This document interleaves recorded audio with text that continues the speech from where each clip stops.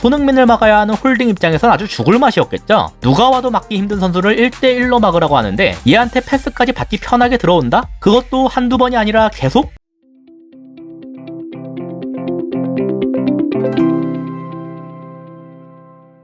안녕하세요, 축구보는 기자입니다. 지난번에 북런던 더비에서 나타난 손흥민의 득점 장면에 대해서 다뤘는데요. 그 배경에는 결국 퇴장으로 인한 수적 열세가 결정적이었고 그 퇴장을 이끈 손흥민은 득점 그 이상의 영향력을 보여줬다는 내용이었습니다. 그런데 사실 아스날에서 퇴장이 나오기 전, 그러니까 11대 11로 싸우고 있을 때에도 토트넘은 아스날의 수비를 계속해서 위협하고 있었어요. 그리고 여기엔 전술적인 부분이 매우 큰 지분을 차지하고 있었는데요. 먼저 아스날의 공격 상황, 토트넘에겐 수비 상황이죠. 이걸 보시면 토트넘은 수비 시에 5-4-1 형태를 만들었다는 걸 알 수 있습니다. 이건 기존에도 항상 그래왔던 것이기 때문에 예상 그대로라고 할 수 있었어요. 다만 아스날 쪽은 형태 자체는 평소와 비슷하지만 선수들의 움직임 부분에서 차이가 있었는데요. 지금 홀딩이 볼을 잡고 좀 올라왔기 때문에 약간 흐트러졌지만 2-3-5에 가까운 형태라고 할 수 있습니다. 근데 그 최전방 5 중에서 왼쪽에서 두 번째, 여기에 자카가 들어왔다는 점이 달랐어요. 본래라면 왼쪽 풀백이 가장 측면, 왼쪽 윙어가 지금 자카 자리, 자카가 왼쪽 풀백 자리로 내려갔을 거예요.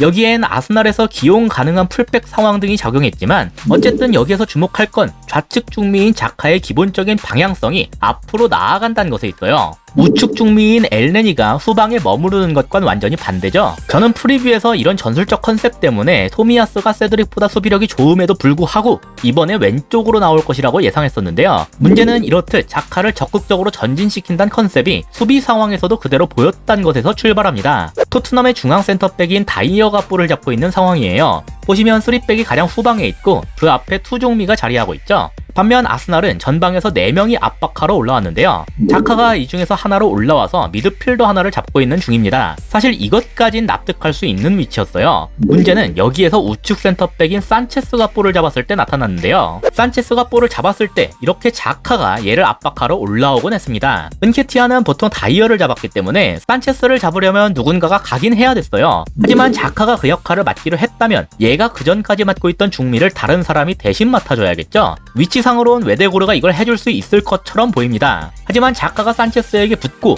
웨데고르가 대신해서 벤탄쿠르에게 붙는다는 이 움직임보다 토트넘이 이런 식의 패스를 통해서 앞으로 전개하는 움직임이 더 빨랐어요. 콘테 감독 부임 이후에 토트넘은 이런 식으로 상대 전방 압박에 대응하는 능력이 상당히 많이 좋아졌고 이번 경기에서도 그런 훈련의 성과가 나타났다고 볼 수 있겠습니다. 다만 여기에서 이런 의문이 들 수 있는데요. 그래, 아스날이 기본 4-2-3-1에서 자카를 사실상 웨데고르와 같은 위치까지 올린 4-3-3 혹은 4-1-4-1처럼 변했다고 하자. 그럼 웨데고르 쪽이 뚫렸을 때 요 뒤에 있는 엘네니가 커버하면 되잖아. 수비형 미드필더가 그런 거 하라고 둔 선수일 텐데.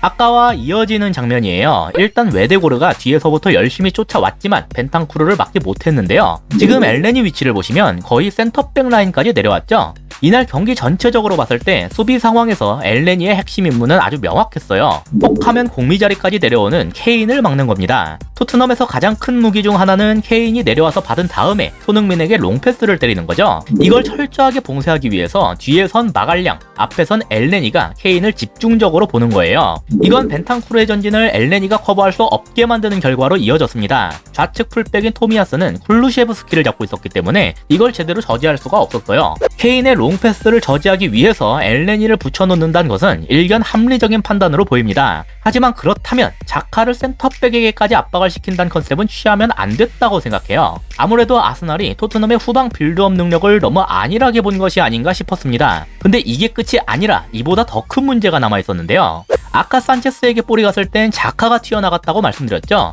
그렇다면 좌측 센터백인 벤 데이비스에게 볼이 갔을 땐 누가 갔을까요? 당연히 위치상으로 이건 사카가 맞게 됐습니다. 문제는 사카와 데이비스의 거리, 지금 너무 멀죠? 이렇게 사카가 중앙으로 좁힌 이유는 아까까지 말씀드린 문제 때문이에요. 사카가 산체스에게 붙들어가면 웨데고르가 그 자리로 이동하게 되고 자연스럽게 사카가 웨데고르 자리를 맡아줘야 하기 때문입니다. 이 컨셉 때문에 사카는 벤 데이비스가 넓게 벌려도 이걸 처음부터 자기가 넓게 벌려서 봐줄 수가 없었어요. 여차하면 얘는 웨데고르 대신에 중미를 잡아줘야 하거든요. 데이비스가 볼을 잡으니까 사카가 막 뛰어오고 있는데요. 하지만 거리가 있었기 때문에 데이비스 데이비스가 볼을 잡고서 주변 상황까지 쫙 볼 여유가 있었습니다. 아까와는 다르게 중앙 쪽은 잡아두기가 편했어요. 중미들이 맡을 대상에 변화가 없었거든요. 윙백 쪽도 세드릭이 잘 붙어서 괜찮습니다. 문제는 딱 하나, 여기에서 이렇게 내려오는 손흥민, 그리고 그걸 보고 충분히 패스를 넣어줄 수 있는 여유가 데이비스에게 주어졌다는 것이었어요. 아스날은 손흥민이 내려가는 걸 홀딩에게 적극적으로 마크하라고 지시했습니다. 필요하다면 거칠게 다루라는 지시도 내렸던 것 같은데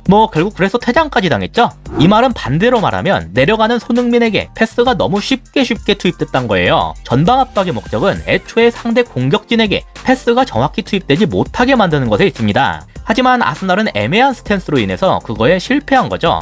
홀딩이 손흥민의 옆구리를 발로 찼던 사건이 일어나기 직전입니다. 손흥민이 받는 이 패스, 데이비스가 넣어줬어요. 사카가 잘 붙은 것처럼 보이죠? 이미 데이비스가 볼 받고서 주위 볼 것 다 보고 패스까지 투입된 다음에 붙은 겁니다. 사카의 잘못이라기보단 시스템적으로 그럴 수밖에 없는 환경이었죠. 이렇게 편하게 투입이 돼도 홀딩이 손흥민을 제압할 수 있다면 괜찮았겠지만 손흥민은 지금 세상 누가 와도 1대1로 제압할 수 있다고 확신할 수가 없는 선수예요. 최선의 방법은 손흥민한테 패스를 투입하는 것 자체를 막는 것인데 아스날의 애매한 압박 구조가 이걸 불가능하게 만들었습니다. 그 주된 원인인 수미 엘네니를 케인에게 붙이기, 지금도 엘네니는 케인 앞에 딱 붙어있는 게 보이죠? 케인을 지나치게 의식한 나머지 손흥민이 홀딩을 벗겨내고 막 돌파할 때 이에 대해 아예 반응하지 못하는 모습을 보였을 정도였어요. 전반전에 이 문제가 계속해서 나왔습니다. 아까와는 약간 구조가 다르지만 근본적인 원인은 똑같아요. 전방 압박 숫자가 부족하기 때문에 손흥민에게 패스가 너무 쉽게 투입된다. 근데 이건 홀딩 혼자서 막아라.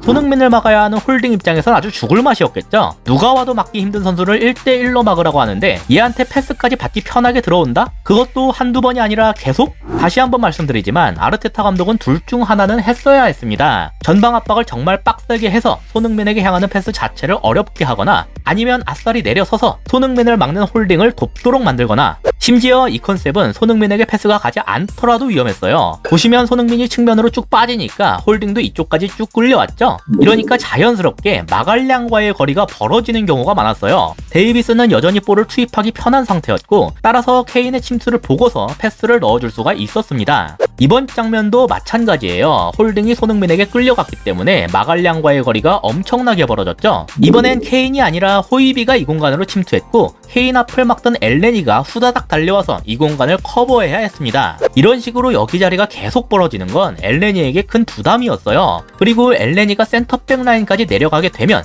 자연스럽게 그보다 앞에 있는 중미들도 그 위치에 영향을 받게 되는데요. 이게 최악의 형태로 나타난 게 페널티킥을 내줬을 때의 장면입니다. 바로 이 장면이죠. 쿨루셰베 크로스가 투입됐고 여기에서 손흥민이 파울을 당하면서 페널티킥을 받았는데요. 이 그림에서 아스날의 수비 형태를 볼 필요가 있어요. 8명의 선수가 거의 한 줄로 나란히 섰다고 봐도 무방할 정도죠. 센터백 사이 공간을 커버하겠다고 중미들이 죄다 아래로 쭉 내려갔기 때문이에요. 이렇게 한 줄로 나란히 서게 되면 지금 호이비처럼 박스 앞에 있는 선수에게 볼이 투입됐을 때 대응하기가 힘듭니다. 선수들이 너무 많기 때문에 오프사이드 라인을 맞추기도 어렵죠. 이 모든 장면은 퇴장이 나오기 전이에요. 퇴장은 이 경기 최대의 이슈였지만 그 이전 상황에서도 아스날은 토트넘을 상대로 썩 좋은 모습을 보였다고 보긴 어려웠습니다. 퇴장이 경기를 더 쉽게 만들어주긴 했지만 그렇지 않았더라도 토트넘이 이길 자격이 있었다. 저는 그렇게 평가할 수 있는 경기였다고 봅니다. 이상으로 오늘의 영상을 마치도록 하겠습니다. 시청해주셔서 감사합니다.